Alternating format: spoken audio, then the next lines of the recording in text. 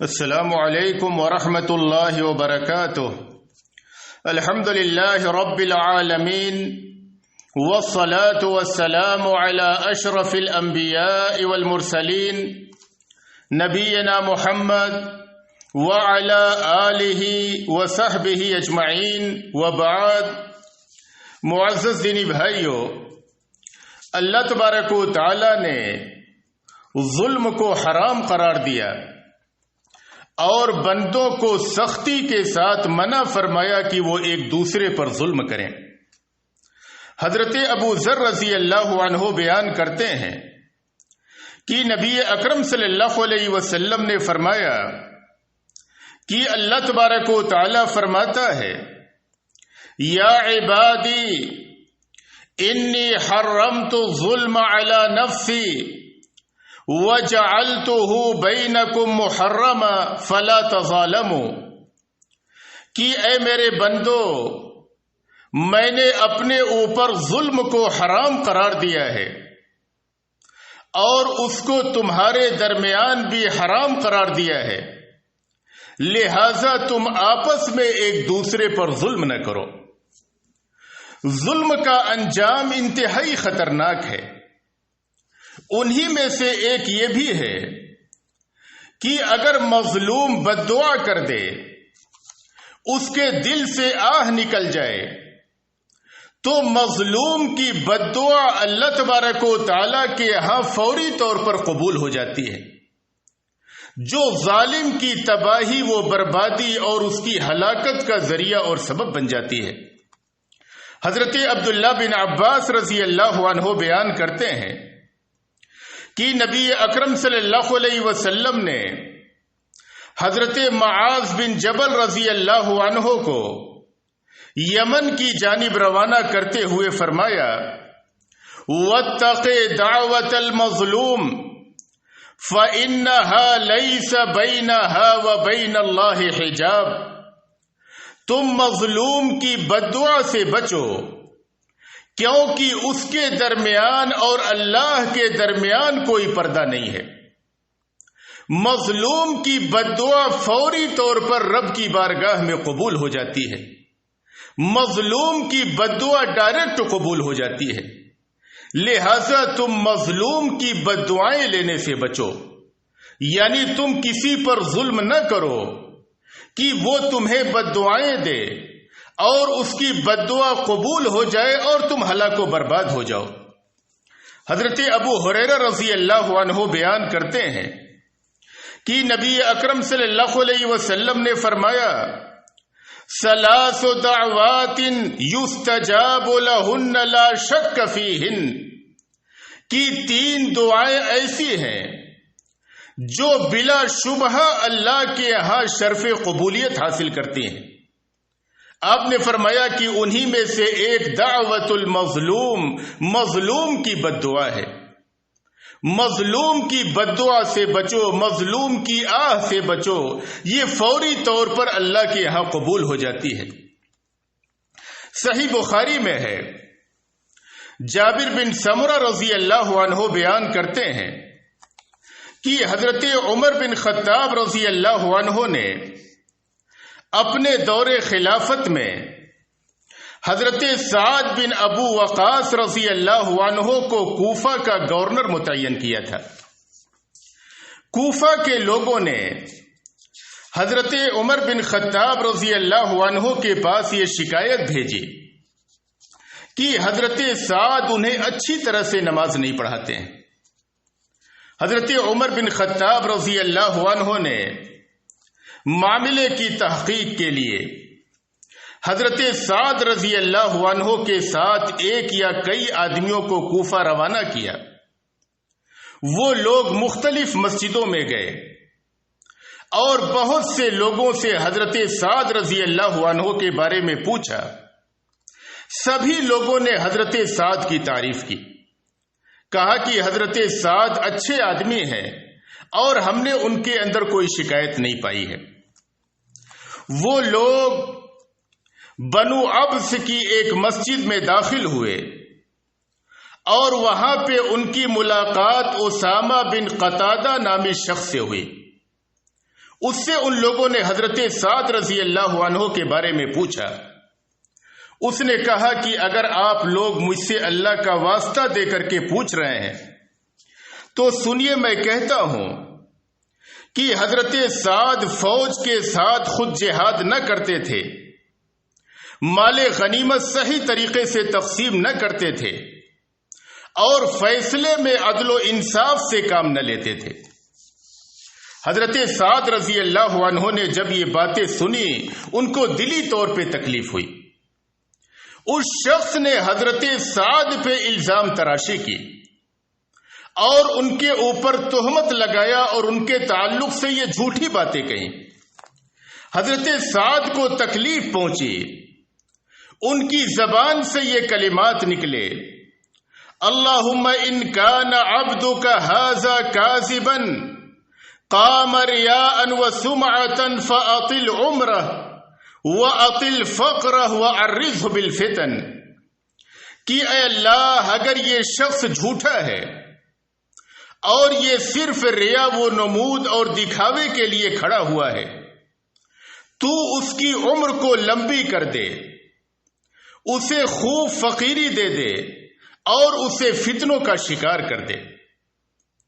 اس کے بعد اس شخص کا اتنا برا حال ہوا کہ جب لوگ اس سے پوچھتے تو وہ کہتا تھا کہ میں ایک بوڑھا پریشان حال شخص ہوں، مجھے حضرت سعد کی بددعا لگ گئی ہے۔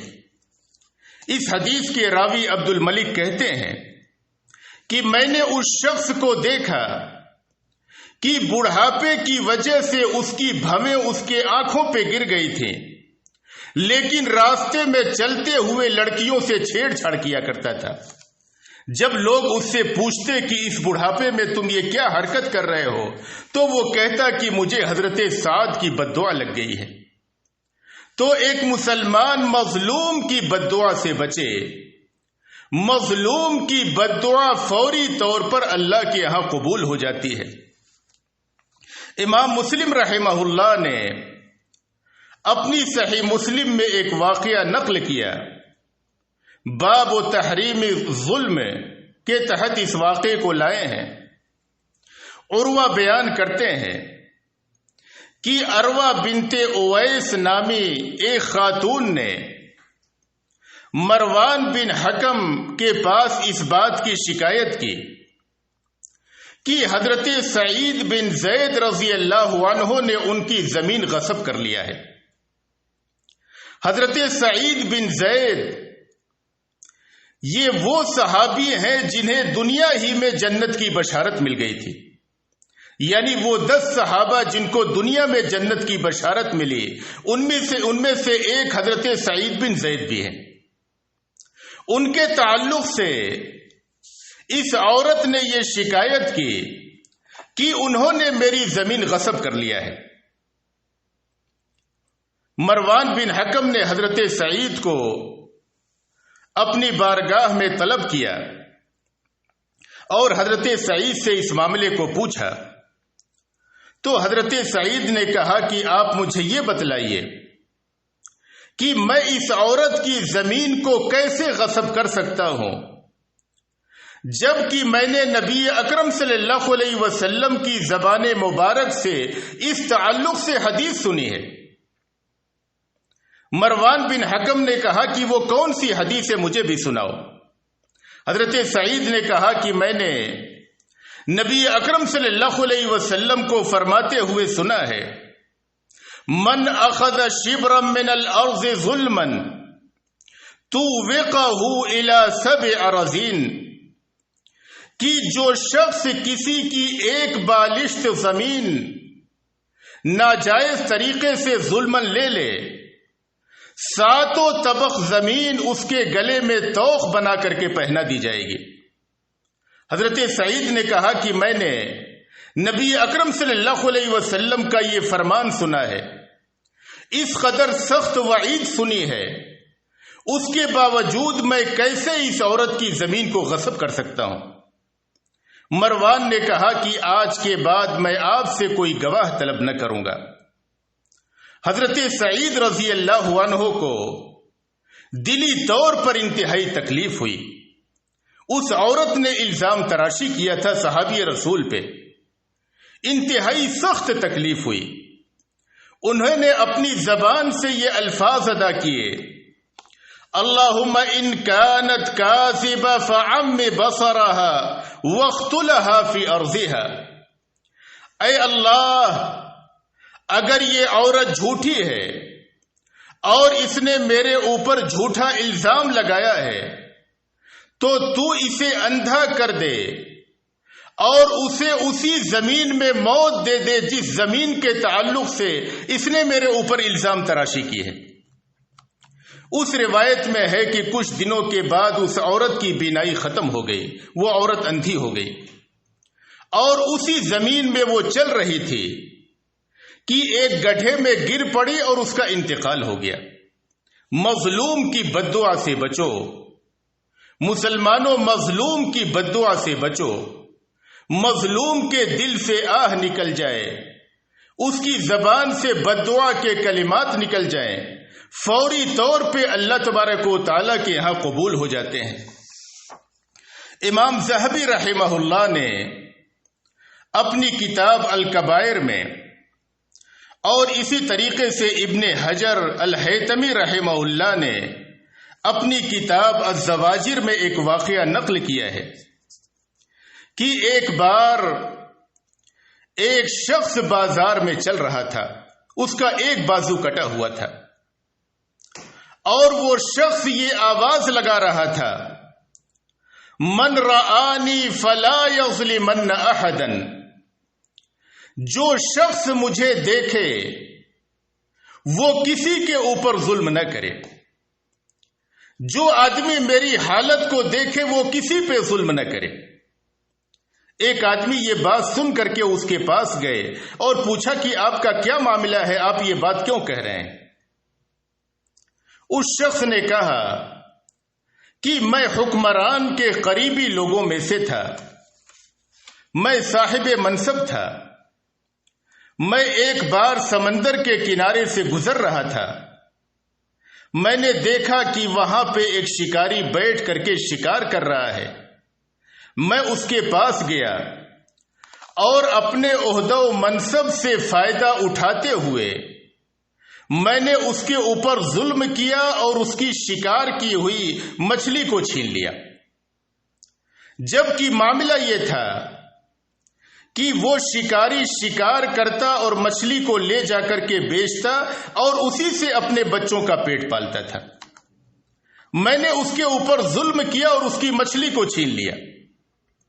اس وقت شکاری کی زبان سے یہ الفاظ نکلے: اللہم ان ھذا تقوی علی بقوتہ فارنی قدرتک فیہ. اے اللہ، اس شخص نے اپنی طاقت کا ناجائز فائدہ اٹھایا ہے اور اپنی قوت کے زور سے میرے اوپر ظلم کیا ہے، تو اس کے تعلق سے اپنی قدرت دکھلا دے. وہ شخص شکاری کی مچھلی چھین کر کے گھر پہ لے کے پہنچا. گھر پہ جب وہ مچھلی رکھنے لگا، اس مچھلی نے اس کے ہاتھ میں ڈنک مار دیا. اس کا اثر یہ ہوا کہ اس کے ہاتھ میں شدید درد شروع ہوا. ڈاکٹروں کے پاس لے جایا گیا. ڈاکٹروں نے مشورہ دیا کہ کلائی کے پاس سے ہاتھ کو کاٹنا پڑے گا، کہیں ایسا نہ ہو کہ یہ زہر کہیں آگے نہ بڑھ جائے. کلائی کے پاس سے ہاتھ کاٹا گیا. پھر درد دوبارہ شروع ہوا اور شدید درد سے وہ بے چین رہا. ڈاکٹروں نے کہا کہ کہنیوں کے پاس سے اس کا ہاتھ کاٹنا پڑے گا. اس کا ہاتھ پھر کہنی کے پاس سے کاٹا گیا. پھر زہر آگے بڑھ گیا، یہاں تک کہ اس کے پورے بازو کو کاٹ دیا گیا. ڈاکٹروں نے کہا کہ اگر نہ کاٹا گیا تو یہ زہر پورے جسم میں سرایت کر جائے گا، لہذا اس کے پورے بازو کو کاٹ دیا گیا. یہ ظلم کا انجام ہے اور مظلوم کی بددعا کا یہ اثر ہے. لہذا ایک مسلمان مظلوم کی بددعا سے اپنے آپ کو بچائے. اپنی طاقت کے زوم میں، اپنی دولت کے نشے میں کسی کمزور اور مجبور شخص پر ظلم نہ کرے۔ حضرت ابو ہریرہ رضی اللہ عنہ بیان کرتے ہیں کہ نبی اکرم صلی اللہ علیہ وسلم نے فرمایا، دعوت المظلوم مستجابہ وَإِن كَانَ فَاجِرًا، کہ مظلوم کی بددعا یہ اللہ کی بارگاہ میں قبول ہو جاتی ہے، مظلوم گرچہ فاسق و فاجر کیوں نہ ہو۔ مسلمانوں، ظلم سے بچو، اللہ کی بارگاہ میں ظلم سے توبہ کرو، اور اس خطرناک گناہ سے اور اس کے انجام بد سے اپنے آپ کو بچانے کی فکر کرو۔ اللہ تبارک و تعالیٰ سے دعا ہے کہ اللہ تبارک و تعالیٰ ہمیں کسی پر ظلم کرنے سے بچائے، اور جب تک ہمیں اس دنیا میں رکھے ایمان و اسلام پہ رکھے، اور جب ہمارا خاتمہ ہو ایمان و اسلام پہ ہو۔ وآخر دعوانا ان الحمد للہ رب العالمین۔